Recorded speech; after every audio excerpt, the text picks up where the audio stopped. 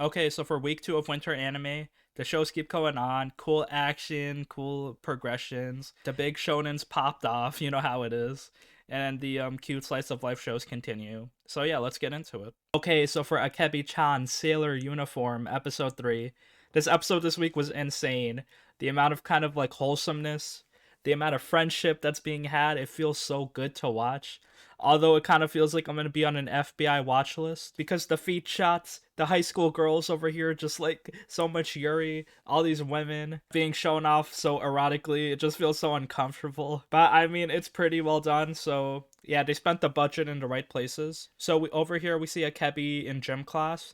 We see her actually stretching. She's super flexible, super strong actually, and super fast. So this kind of innocent looking frail girl is actually like kind of the jack of all trades. She can do everything. She can make a lot of friends. She's interested in a lot of hobbies, and she's really good at running. She's really good physically. So the highlights here were just Akebi kind of stretching, moving her leg up to her head, and then touching her toes, all that stuff. And then when she was running, she runs barefoot because yeah, why not? She thinks yeah, she runs faster that way, but she got yelled at for doing that. So yeah, very funny. After that in class, Akebi gets kind of harassed by these upperclassmen. Not harassed, they just want to recruit her to the sports teams, baseball, soccer, track and field. They see that she's actually like really talented, but she's kind of like overwhelmed. She doesn't know like which club to pick yet. So then the class president goes and rescues her. We meet a new character, the class president Tanigawa, the Incho, and then she's kind of like insecure because like she's a bit boring. People think that like, oh, she doesn't really do anything. And then Tanagawa, she's like, oh, I just don't want to get in trouble or like deal with like stuff. But she kind of wants to break out of her shell. So when Akebi gets kind of close to her, she kind of like feels up her legs. And then they kind of like share music together. So yeah, Akebi makes another friend. She's kind of like a cool short-haired character. I love the friendship being had. It's just like Akebi's making all these girls open up. So she starts taking like pictures of her feet, of her body, just like stripping and clothing. She feels like she's a bit perverted now, even though she was like kind of the most closeted person ever. So Akebi's out here unlocking people's fetishes. So she takes kind of like an erotic picture of herself and then kind of sends it to Akebi accidentally. And Akebi's like, okay, it's kind of weird. Don't share it to other people, but you're pretty talented at photography. So then the class rep goes and joins the photography club. So and yeah, Akebi's pretty cool. She starts looking at other clubs to look at, but she doesn't really find one. One of her friends, she's the girl with the glasses. She kind of like wants to join the literature club. But then while they're all looking at clubs, there's like the archery clubs, sports clubs, horse racing clubs. It starts raining. So then Akebi and Kojo, they go seek shelter from the rain. And then, okay, their clothes get wet, so obviously they have to take it off because, yeah, you're gonna get a cold from just like 2 drops of water. So yeah, they kind of dry themselves up, they get a bit closer, they put their clothes back on, and then Akebi starts reading a book to Kojo, and then Kojo starts falling asleep because Akebi's reading is so nice. So yeah, also the voice acting in this anime is amazing. I love all these like characters and their voices, so another plus for the show. And then yeah, Kojo kind of also gets closer to Akebi. So Akebi's super talented at a lot of things. I wasn't really expecting her to be this capable, seeing her like just run around in the first episode, just like so obsessed with her sailor outfit. But now she's just uniting everyone and being friends with so many people. So yeah, it's very cool. Finally, the rain stops and Akebi realizes a club she's gonna pick. So the next day, she's like, I'm gonna join the drama club. So that's pretty random. We never really saw Akebi take an interest in like, theater, but yeah, that's it. She's in the drama club now. So again, cool episode. Lots of like weird, creepy shots of these girls, but hey, they're going hard on it. Also, another thing that I'm curious about in this show, how many foot shots did we get this episode? Well, I counted. So we got 1, she's running track barefooted. We got 2, she has to wipe up the dirt up from her feet. We got 3, the girls are like barefoot, showing off their legs randomly. We get 4 with the class rep just taking pictures of her feet and everything. And there's like multiple different angles of this, so that's pretty crazy.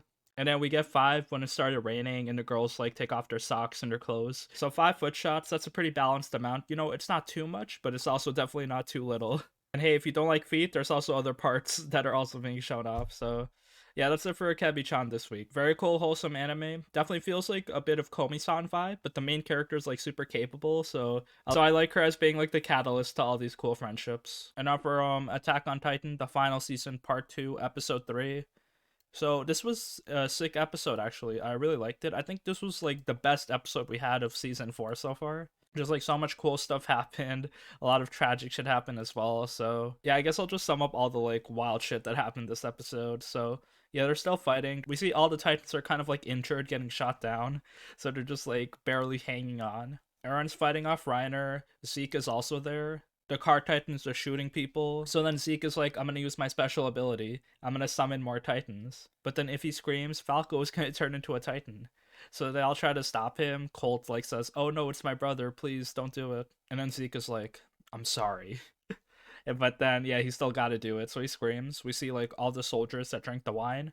They turn into Titans. So I mean, there might be a way to turn him back. He has to just swallow a real Titan. And then that real Titan is Reiner. Reiner wants to sacrifice him to Falco because then Reiner's like ready to die at any moment.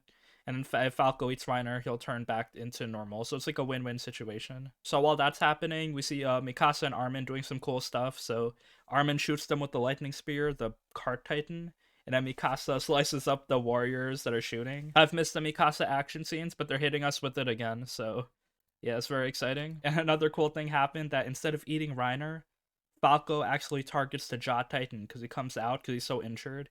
He's like, his face is just like half ripped open. And he's like, "Oh, I saw Reiner, how my brother sacrificed you instead of me to go into the mission to turn into the Armor Titan. But then I'm still like not going to lose to you. I'm going to be cooler than you." So yeah, instead of Reiner sacrificing himself, the Jaw Titan comes in. Falco eats him. And yeah, I guess Falco turns back into normal, a Titan shifter. But yeah, rest in peace to Galliard, who sacrificed himself. And in Colt as well, Falco's brother, he also died in like this explosion. And then the death isn't over yet. So Eren goes out of his Titan suit. He goes, runs, tries to reunite with Zeke because when they touch, that's it. That's their goal is finished. They have like the power of the pads once they connect. The thing is, Gabby's right there with the sniper. It's like, it's crazy. There's so many Gabby haters out there, and she does something else that makes people hate her. She shoots Eren's head off with this big ass Titan sniper. His head goes spinning. So it looks like Eren is dead, but then Zeke catches it at the last second. So then yeah, they start their like Pats thing. Like once the two Titans combine, they can like ask for whatever they want. We also see a flashback between Eren and Zeke. Why Eren is listening to Zeke, why he supports him. And he's like, "Oh, I hated my dad. He had to like kill everyone, kill all these innocent children." And he's like, "Oh, I think it's better if we were never born in the first place, because then our existence causes all this death and suffering." So that's why he agrees with Zeke. He's like, "Oh yeah, we should never be born." So yeah, there was like a cool transition where we see like a bunch of paths, like basically every kind of like situation, past, present, future. It all converges into this one area. It's kind of like a blue cosmic universe where there's a lot of sand and this big gate. Eren and Zeke are just chilling there. Zeke is like stuck in chains. But then Eren was like, "Bitch, I was acting. I wasn't really trying to listen to your plan." And after that, he kind of betrays Zeke and he's like, I don't know, he's gonna do his own thing. Probably the rumbling. But then Ymir kind of ignores him. She's like this little girl. She's like a slave. And then Zeke was like, "Yeah, I'm not really chained here. Ymir actually freed me because she's a slave." And then she basically just spends like an infinite amount of time just like making Titans in this like Pats universe. So basically Eren's plan kind of fails. Zeke has all the power here. And he's like, "Okay, I'm gonna make all the Eldians infertile and I'm gonna change your mind. I'm gonna change your point of view." So then we end the episode with them butting heads. And then a big flash of light as Zeke is starting his plan. So yeah, so much shit happened here. Basically, Eren died. So many other people died. The Jaw Titan, Falco's brother. So many people turned into Titans, and now like the war is kind of like technically over just because Eren and Zeke reunited. So they're just gonna do whatever they're gonna do. Yeah, there's a lot to process.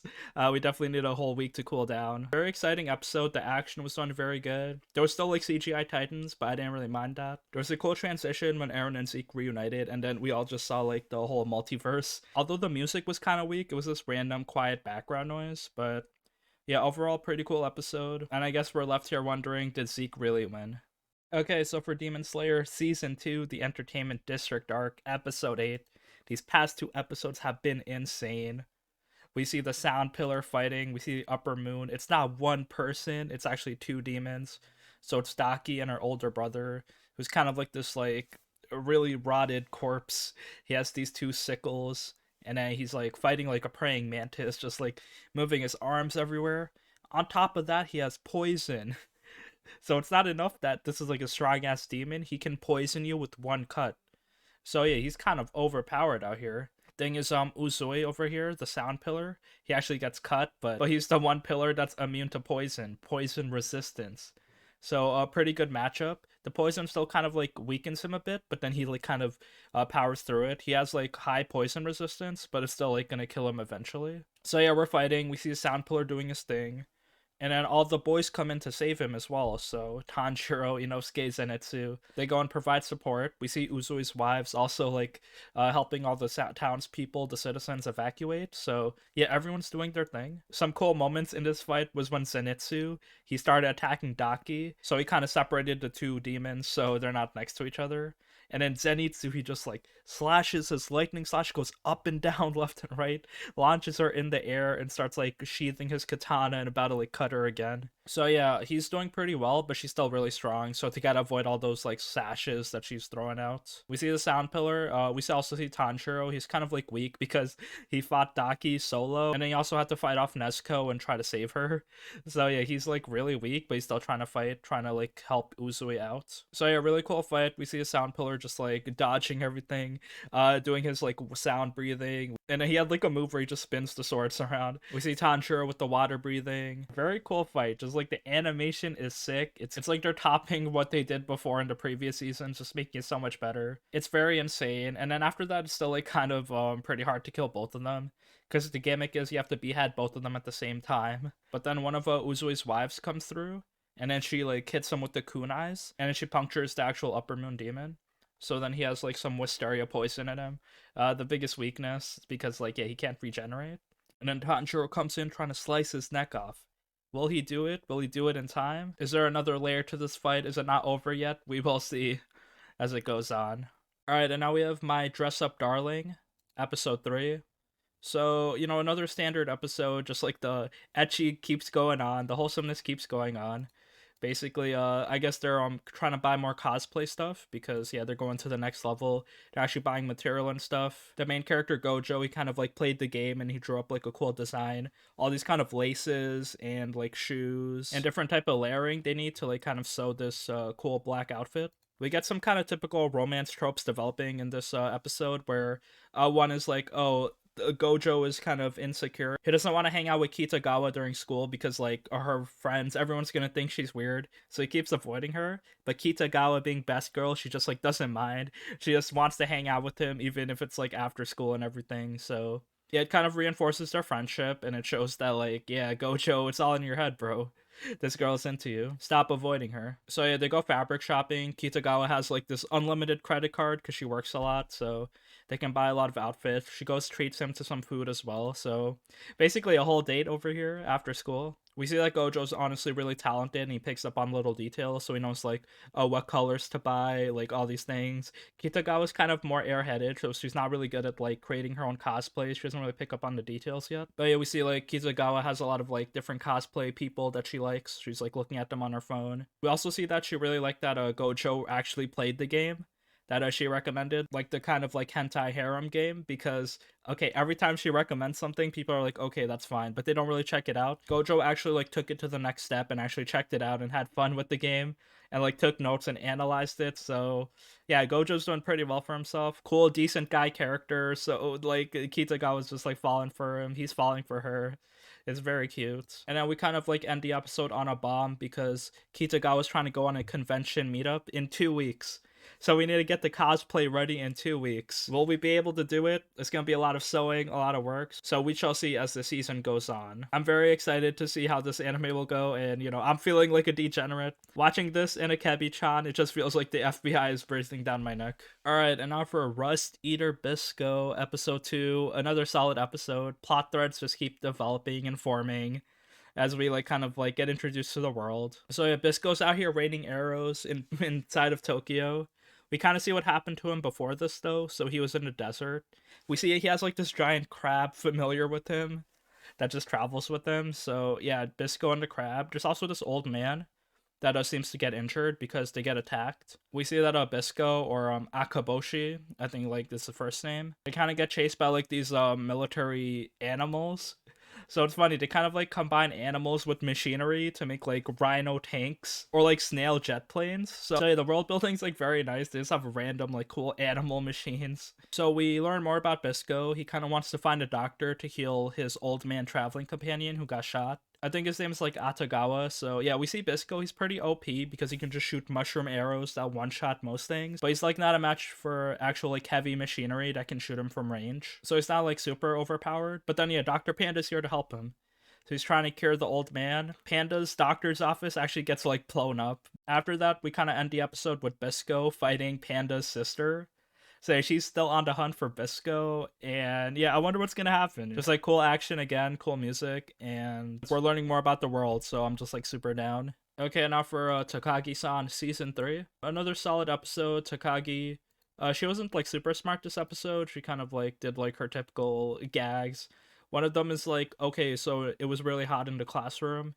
Nishikata has a fan, so Takagi's like, all right, let's play a game, and the loser has to fan the winner. So she puts an eraser on the table, and she's like, oh, whoever moves this the farthest will be the winner. So then, yeah, Nishikata obviously goes first because, yeah, that's how you fall into the trap. You go first. So then, yeah, he kind of tries to fan it. It moves a little bit, and then it's Takagi's turn, and she's like, all right, and then she drags the eraser with the fan. She doesn't actually blow it with wind. So yeah, Nishikata loses again, but then Takagi kind of feels bad, so she kind of stands next to him while he's fanning her, and then they both get fanned. After that, they kind of practice baseball together, which is a pretty funny gag as well. And then the final kind of more emotional thing happened here. I didn't really like it that much, but it started raining. And then Nishikata's like, oh, I forgot my umbrella, but I'll take one from the lost and found. But then he realizes that he left Takagi. He didn't even say bye to her. So he actually runs back into school after walking like halfway home. He sees her by herself doing her homework in school. And then he's like, okay, let's share the umbrella together and go home together. It was pretty cute, but it was kind of uncharacteristic of Takagi. Like, this was definitely intentional, but it just seemed kind of dirty having Nishikata leave and come back. So I didn't really like this final gag we had this episode. But yeah, the romance continues, pretty solid, and we'll see what happens as we go on. Okay, so for Vanitas Part 2, Episode 2, so it's kind of like we saw the action last episode. There was a lot of pop-offs, that giant beast named Chloe. So and after that, there was like everyone went missing. We don't know what happened. Well, what happened is Vanitas got poisoned because he got attacked by Astolfo. And then he also lost his book. So then the poison, it's kind of like weakening him. So her and John kind of run into this cabin. They get warm. But then Vanitas, he's just like a bit weak. So then they're like, okay, we gotta be naked together.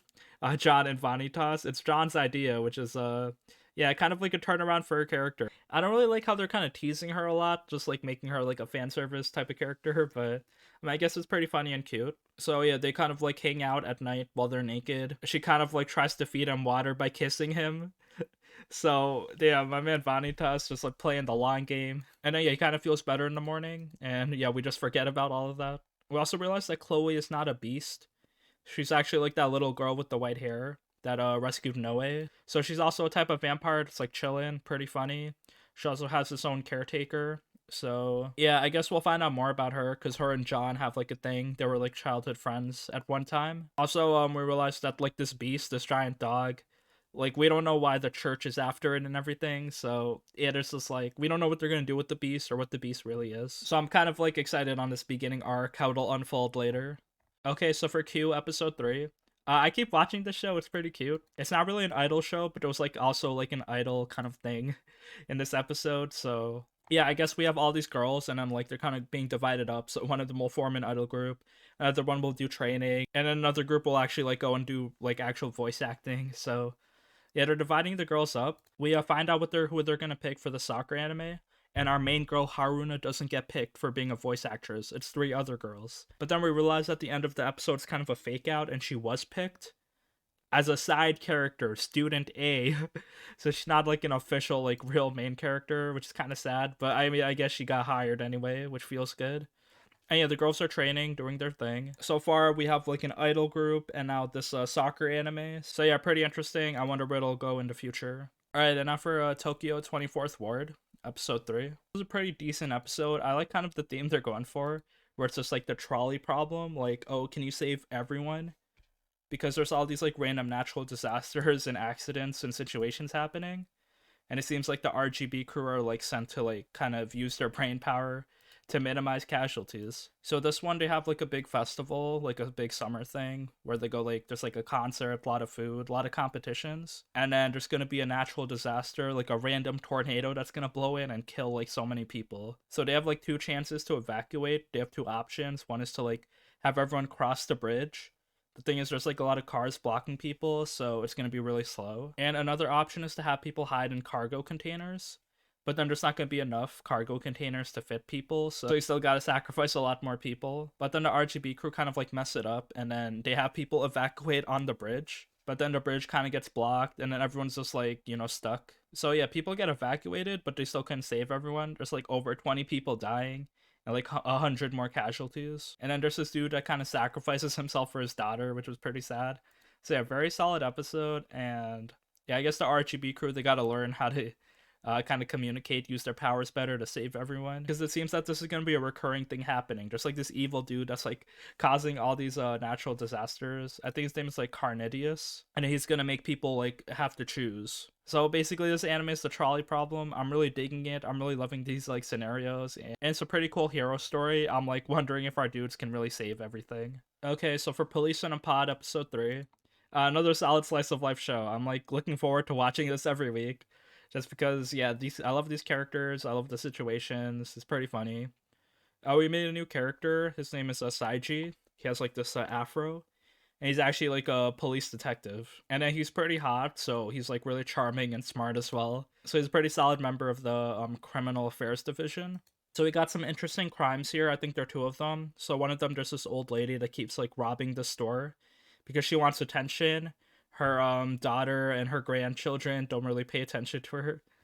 So yeah, she keeps like acting out. But then the guy Saiji, he kind of like realizes this, and he has her family visit her to pick her up.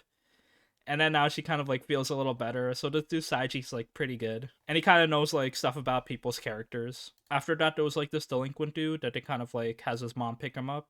And then like a few days later, they realize that his grandfather died. So they have to investigate the dead body. So we see like what police do when there's like a dead body call. So he died of natural causes, but they have to kind of like investigate everything, clean up the body, and then I guess leave until like someone picks it up. So Kawai and Fuji help out while the other bigger detectives go and do like the dirty job. And then they do like, I guess they do some prayers and stuff, and then yeah, we just see how like police handle dead bodies. So yeah, pretty solid episode, feels good, and then we learn a lot of new things as well. There's other shows that I'm slowly following, like Princess Connect was cool. There's like some idol thing. Oh, Summer Ranking was very nice. There were like a lot of cool fights. And then yeah, Koroshi Ai was also pretty cute. So yeah, the slice of life goes on, the anime goes on, and yeah, please let me know what your favorite episode this week was.